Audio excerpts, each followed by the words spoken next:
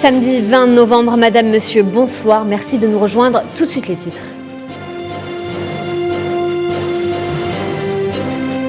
Sous fond de division interne en Éthiopie, le secrétaire général de l'ONU, Antonio Guterres, appelle à un cessez-le-feu. Plus de détails dans ce journal.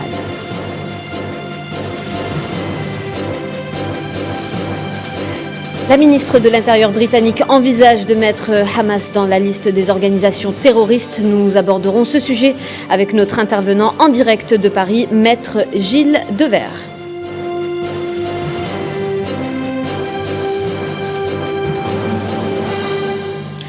Émeutes violentes aux Pays-Bas, des manifestations contre les nouvelles mesures sanitaires tournent mal. Plusieurs personnes ont été blessées.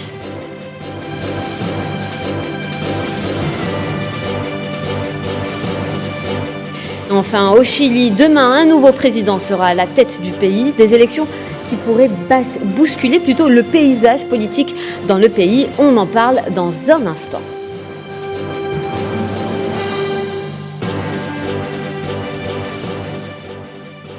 Nous le disions à l'instant en titre, Éthiopie, le conflit qui oppose le gouvernement aux membres du Front de libération du peuple du Tigré s'intensifie de jour en jour. Des émissaires de l'Union africaine et des États-Unis sont retournés dans le pays ces 2 derniers jours avec un seul objectif, intensifier les efforts pour négocier un cessez-le-feu au nord de l'Éthiopie. Aucun compromis n'a été trouvé pour l'heure. Mohamed Amin Aberkan. Se dirige-t-on vers un échec dans les négociations autour du conflit en Éthiopie ? Les 15 membres du Conseil de sécurité ont échoué à s'entendre sur l'adoption d'une déclaration appelant un cessez-le-feu au Tigré, qu'a réclamé vendredi aux belligérants le secrétaire général de l'ONU. Un projet de texte porté par l'Irlande, membre non permanent du Conseil, bloqué par la Chine et la Russie. Il n'y a pas eu d'accord, ont confirmé plusieurs sources diplomatiques, dont certaines ont estimé que le projet précipité avait manqué de consultation préalable. Dans le projet, le Conseil réclamait un accès humanitaire sans entrave, une fin des hostilités et le lancement d'un dialogue inclusif national dans le pays.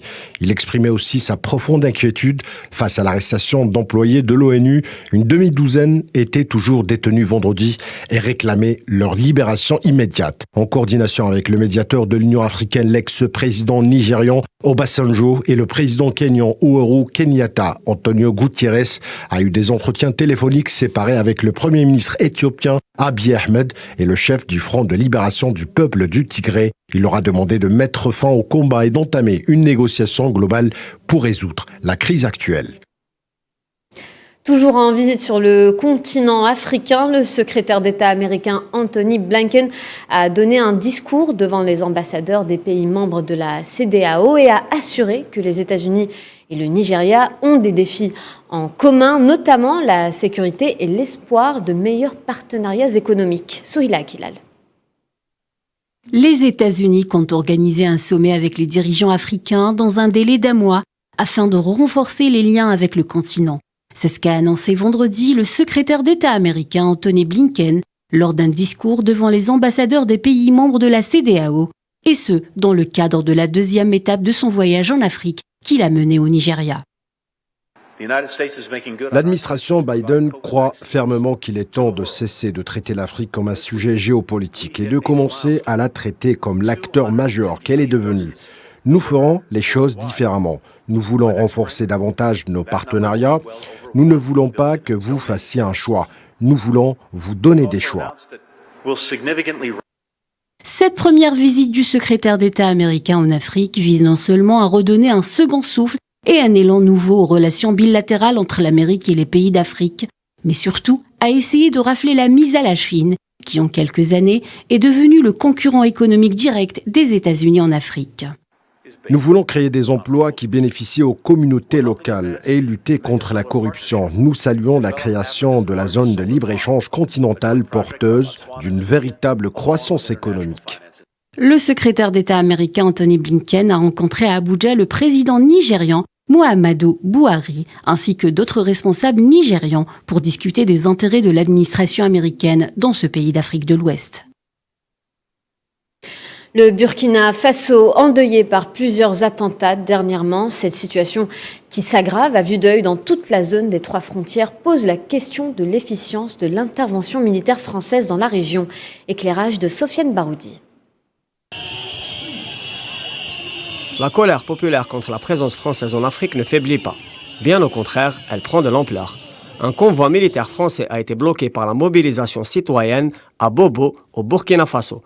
Il avait déjà été appréhendé par la foule près de Ouagadougou, dans la zone de Boulmiogo. Ce convoi motorisé faisait route vers le Niger. Il a été obligé à rebrousser chemin par la mobilisation citoyenne pacifique et résolument déterminé à barrer la route aux troupes françaises, pourtant armées jusqu'aux dents. G5 Sahel est un instrument de l'impérialisme militaire, de domination de type purement et exclusivement français au Sahel. Et il faut dire que c'est une force impressionnante quand on regarde la quantité de logistique militaire qu'il dispose. La présence militaire française est considérée comme une force d'occupation par les masses populaires de ces pays, qui réclament le départ des troupes et la fermeture des bases dans la région sahélo-saharienne. Que ceux qui sont venus sous le prétexte du G5 Sahel pour soutenir les populations du G5, les populations du Sahel soutiennent certainement avec cette puissante logistique les adversaires et les ennemis du Sahel que sont les terroristes. C'est une opération de décoration du Sahel, c'est une armée de diversion qui empêche les pouvoirs locaux de prendre la pleine mesure de l'ennemi et de pouvoir le combattre. D'autres alternatives se posent pour lutter efficacement contre le terrorisme et développer la région par les propres moyens des pays africains. Le CEMOC constitue une force militaire capable d'assurer des résultats probants. Les gestes de fraternité et de solidarité entre les pays africains constituent le noyau à la résolution du marasme sécuritaire et économique dans lequel la région est plongée par la conjonction du terrorisme et du néocolonialisme.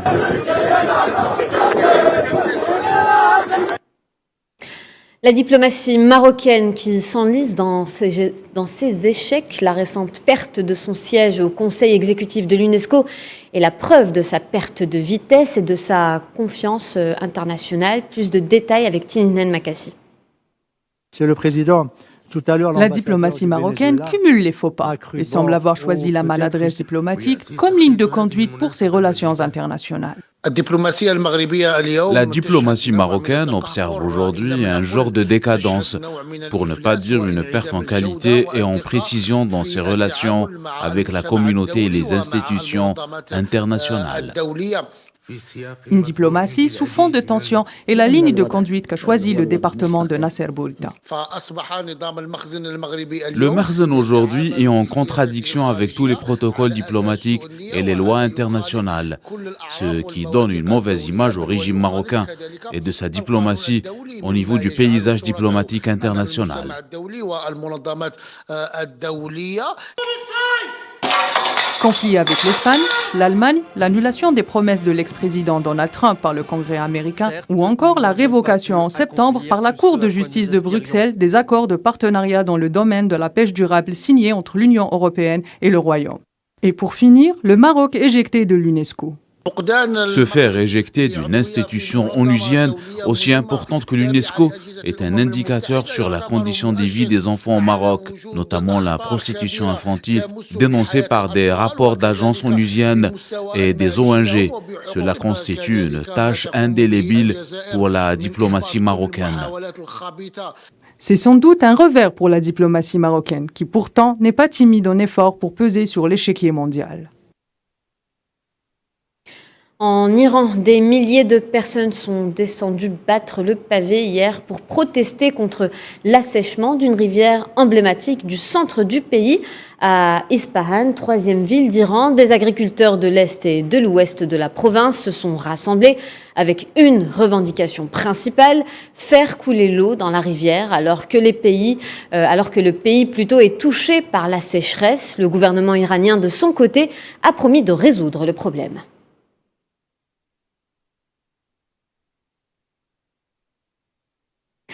Le gouvernement britannique envisage, si ce n'est déjà fait, de mettre Hamas dans la liste des organisations terroristes.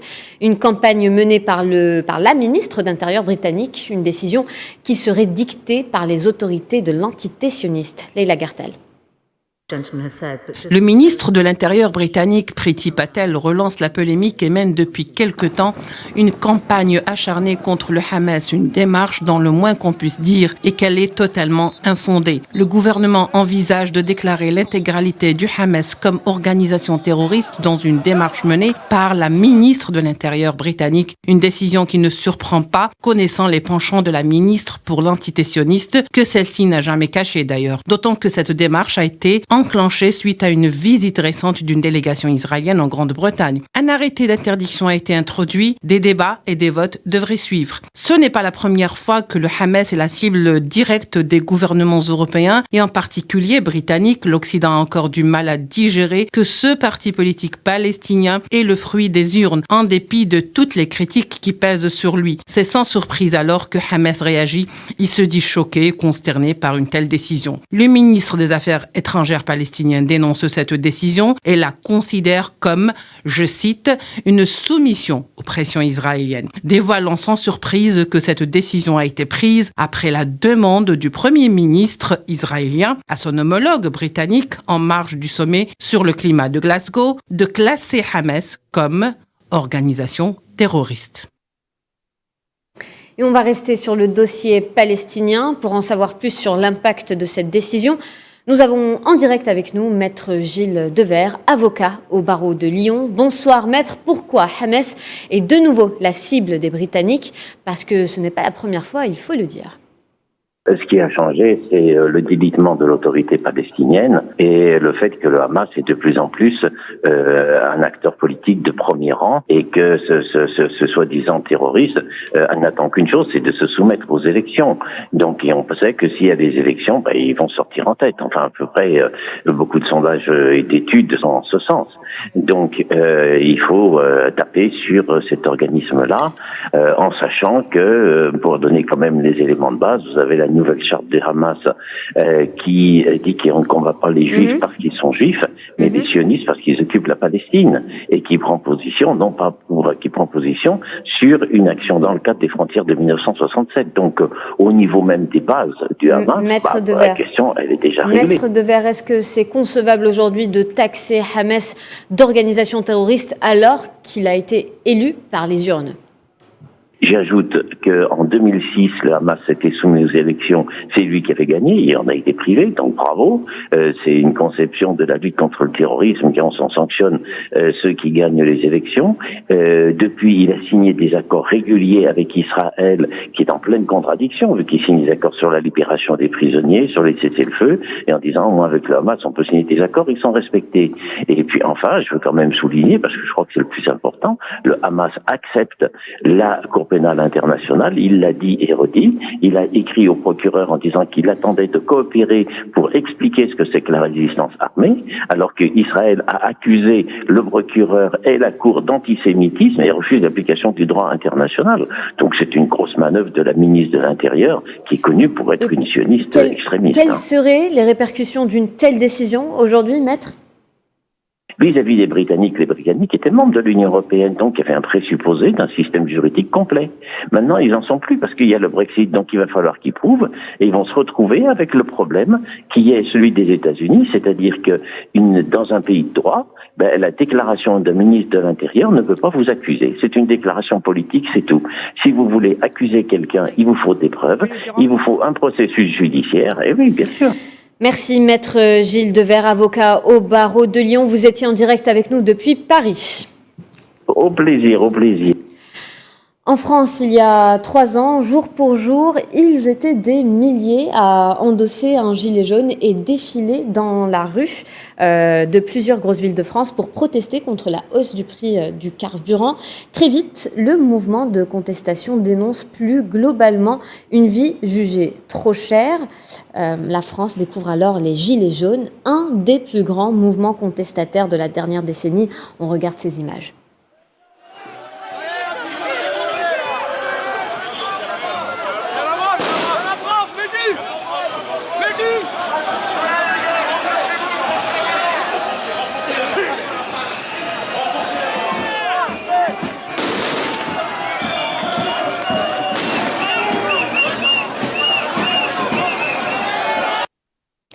Aux Pays-Bas, plusieurs personnes ont été blessées. Une manifestation tourne aux émeutes. Dans la ville de Rotterdam, des scènes de violence entre la police et les manifestants ont marqué. Les autorités parlent de plusieurs blessés. Les détails avec Amin Touta.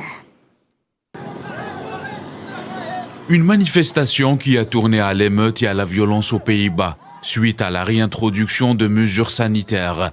À Rotterdam, ville portuaire et deuxième plus grande ville des Pays-Bas, des émeutiers ont incendié des voitures et jeté des pierres sur la police dans le centre. Les forces de l'ordre ont riposté avec des tirs de sommation pour espérer disperser les mécontents des nouvelles mesures sanitaires. Les émeutes qui ont éclaté vendredi soir ont été animées par des hommes cagoulés, armés de bâtons. Ils ont pris pour cible des véhicules de police qui ont été saccagés, dont un qui est parti en flammes. Des vélos et des scooters et de nombreux autres objets incendiés par les manifestants. Les images des émeutes à Rotterdam, abondamment reliées par les médias néerlandais, ont montré un centre-ville en proie aux affrontements entre émeutiers plus que jamais décidés à aller au bout de leur révolte et les forces de l'ordre. Selon la télévision locale, au moins une personne a été blessée par balle, mais il serait encore difficile de déterminer s'il s'agit ou non d'un tir de la police. Les autorités disent avoir arrêté plusieurs dizaines de personnes et avoir dû appeler en renfort des unités de police de tous les Pays-Bas. Ces scènes d'émeutes surviennent au moment où le gouvernement néerlandais envisage de procéder à un confinement partiel pour lutter contre la pandémie du Covid-19. Des restrictions qui se traduisent par la fermeture des bars et des restaurants à 20h et ce jusqu'au 4 décembre prochain. Une situation chaotique maîtrisée un tant soit peu par la police néerlandaise, mais les nouvelles restrictions sanitaires risquent de faire bouger toute l'Europe. L'Europe redevient le nouvel épicentre mondial de l'épidémie de coronavirus. Autriche, Allemagne, Grèce. En Europe, la nouvelle vague épidémique frappe de plus en plus de pays. On observe que l'étau se resserre autour des non-vaccinés. C'est dans l'urgence que les différents gouvernements doivent revoir leur stratégie afin de freiner de nouveau la propagation du virus. En grève de la faim depuis 50 jours, l'ex-président géorgien Mikhail Saakashvili met fin à sa protestation suite à son transfert dans un hôpital militaire. Il s'agit de l'hôpital militaire de Gori, à quelques 90 km à l'ouest de la capitale Tbilissi. D'après son médecin personnel, Saakashvili reste dans un état critique et a été placé dans un service de soins intensifs. Pour la première fois dans l'histoire, une femme était à la tête des États-Unis. Ça n'a duré que 1h25 hier vendredi, lorsque le président américain Joe Biden a transféré ses prérogatives à sa vice-présidente Kamala Harris, le temps d'une coloscopie. Les détails avec Souhila Akilal. Une femme à la tête des États-Unis, c'est une première. Certes, ça n'a duré qu'1h30. Mais durant ces 85 minutes, Kamala Harris a pris les rênes du pays, exerçant temporairement mais formellement les prérogatives présidentielles depuis le bureau qu'elle occupe dans la West Wing de la Maison-Blanche. Celle qui est devenue de façon éphémère la première présidente de la plus grande puissance mondiale a dû remplacer Joe Biden le temps d'un examen coloscopique dans le cadre du premier bilan de santé du président qui fête aujourd'hui ses 79 ans. Pour éviter la vacance du poste, le 25e amendement de la Constitution américaine permet au vice-président d'exercer les prérogatives présidentielles en attendant le retour du locataire de la Maison-Blanche. Ce n'est pas la première fois que Kamala Harris, 49e vice-présidente des États-Unis, marque de son empreinte l'histoire de son pays. Fille d'un économiste originaire de la Jamaïque et d'une biologiste et oncologue originaire d'Inde, Kamala Harris, qui a grandi à Oakland en Californie, a été choisie par Joe Biden pour être sa colistière en tant que candidate démocrate de la vice-présidence, faisant d'elle la première femme ainsi que la première personne afro-américaine et asio-américaine à exercer la vice-présidence des États-Unis. Aux États-Unis, toujours, les 12 jurés du tribunal de Kenosha dans le Wisconsin ont acquitté Kyle Rittenhouse, accusé d'avoir tué par balle 2 personnes et blessé une 3e. Le jeune, armé de son fusil automatique, aurait commis ces crimes lors des émeutes survenues dans cette ville, sur les bords du lac Michigan, dans la nuit du 25 au 26 août 2020. Les familles des victimes étaient consternées par ce verdict. Au Brésil, plus de 13 000 km² de forêts tropicales ont été rasées en seulement un an, l'équivalent de la superficie d'un pays comme le Liban. C'est ce que révèlent les données transmises par l'Institut national de recherche spatiale. Pointé du doigt, le président brésilien Jair Bolsonaro a promis d'agir avec force pour mettre fin à ce fléau. Direction l'Amérique latine, toujours au Chili cette fois-ci. Les élections présidentielles sont prévues demain, des élections qui pourraient bousculer le paysage politique dans le pays. Les sondages annoncent que le socialiste Gabriel Boric et le candidat de la droite José Antonio Cast sont les mieux placés pour succéder au président sortant Sebastián Piñera. Amin Touta. Tenemos el ejemplo de nuestros hermanos venezolanos. Con la vocación de paz y de justicia social como nuestras banderas. 7 candidats en lice et une seule place présidentielle pour le Palacio de la Moneda à Santiago. Le successeur du président sortant, Sebastián Piñera, sera connu à partir de demain, à l'occasion du premier tour des élections présidentielles chiliennes. Et après une campagne vivement mouvementée par les mythiques des candidats prétendants, notamment par le socialiste Gabriel Boric. Le candidat le plus jeune de l'histoire qui s'est présenté à la fonction suprême du pays prône pour un État-providence et un système social qui protège les couches les plus vulnérables de la société. À l'extrême droite du paysage électoral, le candidat José Antonio Cast, l'homme d'affaires de 55 ans, promet aux Chiliens une réforme économique approfondie, axée sur la privatisation des entreprises et une politique morale conservatrice. Le bilan mitigé du président sortant Sebastián Piñera et le mouvement social qui a secoué le pays en 2019 rendent pénible la mission des candidats pour convaincre la population chilienne demain au bureau de vote.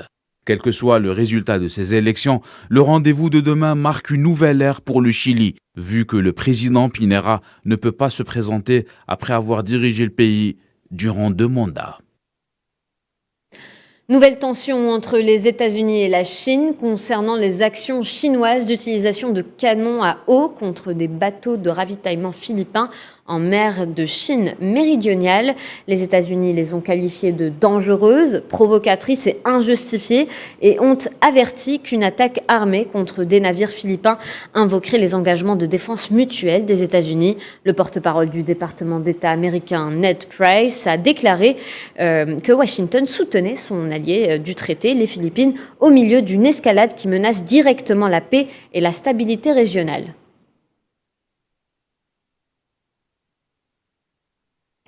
Bonne nouvelle pour les ressortissants algériens établis en Angleterre. La compagnie aérienne British Airways reprend du service en Algérie après plusieurs mois d'arrêt. 2 vols par semaine dans les 2 sens seront désormais opérés entre Londres et Alger. Khaireddine Battache. Le secteur du transport aérien renaît peu à peu de ses cendres en Algérie. L'une après l'autre, les compagnies étrangères font leur grand retour à l'aéroport international d'Alger Houari Boumediene, après un blackout qui aura duré plusieurs mois pour cause de pandémie mondiale. Dernier en date, celui de British Airways, qui a réactivé la liaison entre Alger et Londres dès le 14 novembre. La compagnie nationale britannique opérera 2 vols par semaine entre les 2 capitales dans les 2 sens, tous les jeudis et dimanches, de l'aéroport Londres Heathrow et l'aéroport international d'Alger. Les dessertes seront opérées en Airbus A320 d'une capacité de 180 passagers. La reprise des vols commerciaux internationaux après près de 18 mois de fermeture des frontières en Algérie semble redonner un second souffle au secteur qui a subi de plein fouet les conséquences de la crise sanitaire. Les restrictions sur les voyages ont violemment secoué l'activité du transport aérien depuis l'apparition du virus Covid-19. Selon l'Association internationale du transport aérien, les compagnies devraient enregistrer une perte mondiale cumulée de 51,8 milliards de dollars en 2021. En 2022, le secteur devrait rester dans le rouge avec une perte toutefois réduite à 11,6 milliards de dollars.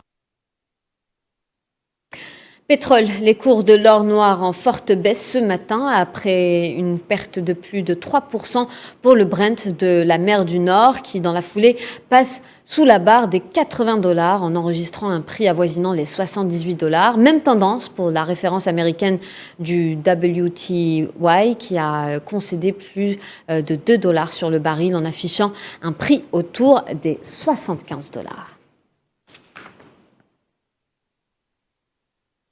On va continuer à parler de l'or noir avec Washington qui demande aux pays grands consommateurs de pétrole dont la Chine, l'Inde et le Japon à puiser dans leurs réserves de brut dans le cadre d'une démarche coordonnée visant à faire baisser les prix de l'énergie aux États-Unis.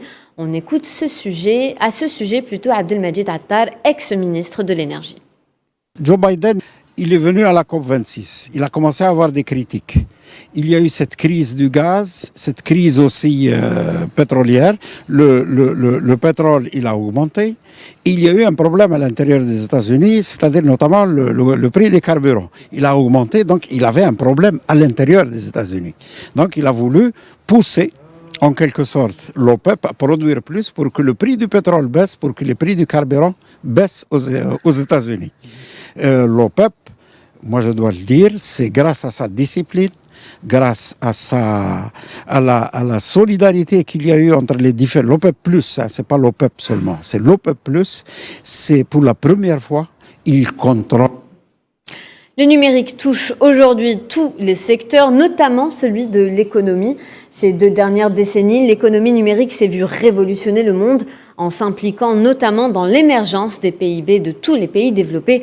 Commentaire de Mohamed Wali Ben Chaban. L'Algérie accorde une importance particulière pour la numérisation et la digitalisation de ses institutions, et ce, dans le but d'améliorer une performance meilleure aux citoyens et d'assurer un rendement efficace de l'économie algérienne. Aujourd'hui, on ne peut pas parler d'une économie forte sans parler de numérique. La numérisation est très très importante, ainsi que la sécurité des données. Nous avons lancé récemment un centre de formation dans le domaine de la cybersécurité parce qu'aujourd'hui l'Algérie a besoin de se protéger par sa position géostratégique. Connaît-il des méthodes de gestion des risques, actions, formations, bonnes pratiques qui peuvent être utilisées pour protéger les actifs dans le secteur numérique ? Le maillon faible dans la sécurité est souvent l'humain. Pour pouvoir répondre à cette problématique, une des premières préoccupations est de commencer par former massivement les personnes. Aujourd'hui, notre centre de formation, il forme les gens avec des certifications aux standards internationaux et il est très important de se protéger le patrimoine de nos entreprises ainsi que nos institutions. La transformation numérique n'est plus un choix, mais une nécessité pour s'assurer de la pérennité d'une entreprise et d'une économie durable notamment. L'Algérie doit trouver sa position d'acteur pivot sur la région et pour cela, donc, on doit se préoccuper et on doit se focaliser sur cette numérisation. Donc on ne peut pas imaginer une économie sans numérique. On ne peut pas imaginer une économie sans même penser à notre sécurité. Donc tout ça, c'est des éléments très très importants auxquels il faut penser. Si on veut avoir une économie forte, il faudrait qu'on pense à des partenariats. Pour relever ce grand défi de taille, de nombreux chantiers doivent être ouverts afin de mieux structurer l'activité de chaque domaine numérisable. Gants d'or et poigne de noblesse, l'icône de la boxe algérienne Loussif Hamani a été enterré hier dans son village natal d'Ait Yahia, au sud-est de Tizi Ouzou. Ils étaient nombreux à l'accompagner à sa dernière demeure. L'hommage de cette édition est justement dédié à ce grand boxeur qui a marqué le sport en Algérie. Mohamed Amina Berkal.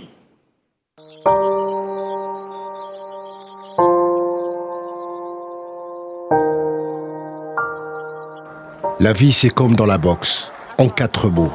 Avance, encaisse, esquive et progresse. Loussif Hamani était une preuve vivante de cette citation.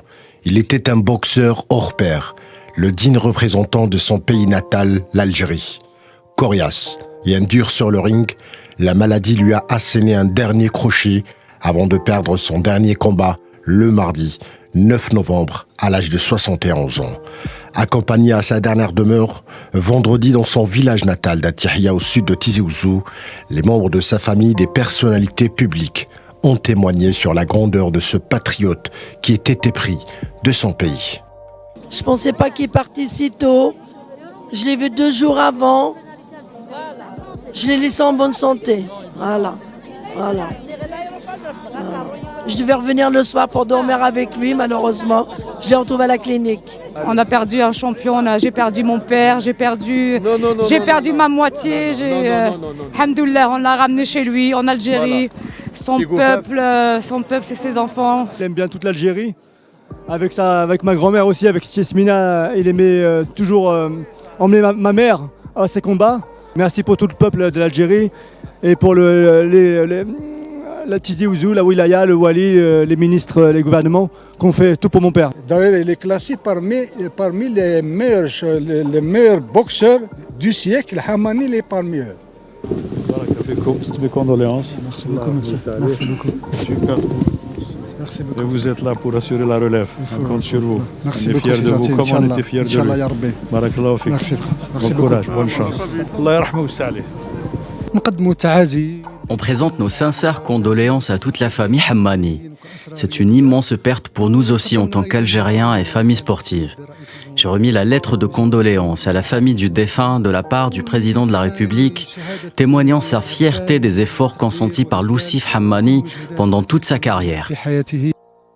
À la fin des années 1970, Loussif Hammani a donné ses lettres de noblesse à la boxe algérienne en décrochant le titre de champion d'Afrique des Super Welter en 1976 et 1977.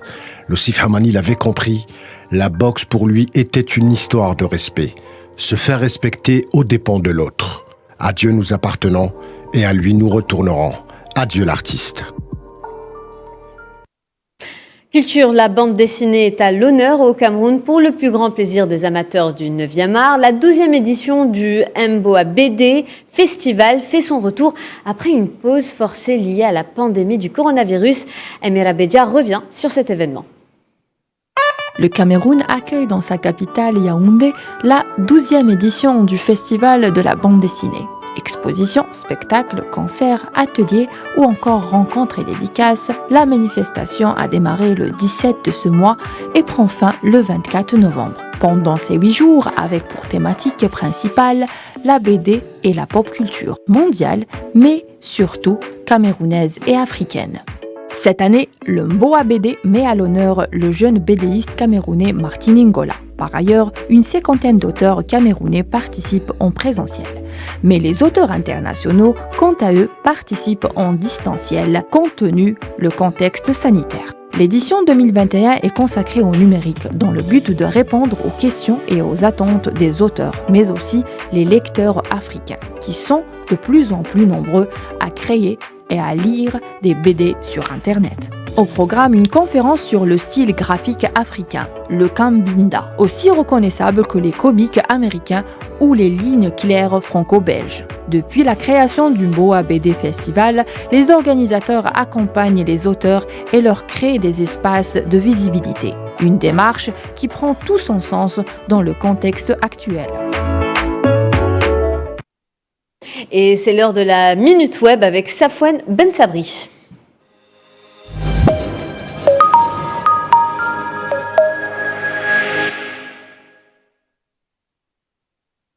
Bonsoir Safouane. Bonsoir Fatma. Où est-ce que vous nous emmenez ce soir ? Bien, faisons un petit tour en Amérique latine. Volontiers. C'est au Venezuela que se déroule la scène des lunettes qui volent en éclats des observateurs de l'Union européenne interloqués. Dans un contexte électoral tendu, un opposant au gouvernement gifle un autre. Raúl Youssef, candidat dans l'État de Bolivar, a tout bonnement mis une claque à Américo de Gracia, du mouvement écolo. Voilà une drôle de manière de débattre.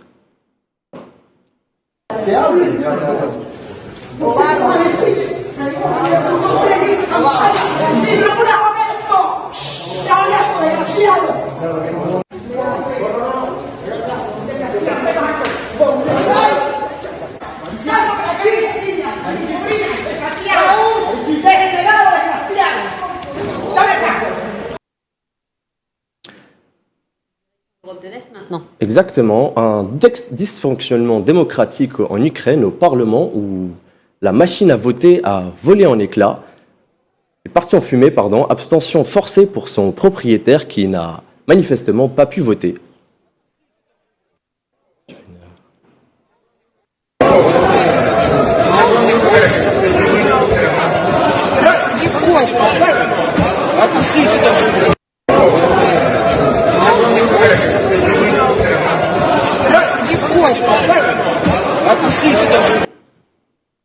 Et si on prenait un peu de hauteur maintenant, Fatma? Ça tombe mal, j'ai la phobie des hauteurs. Eh bien, ne regardez pas cette séquence si vous avez le vertige.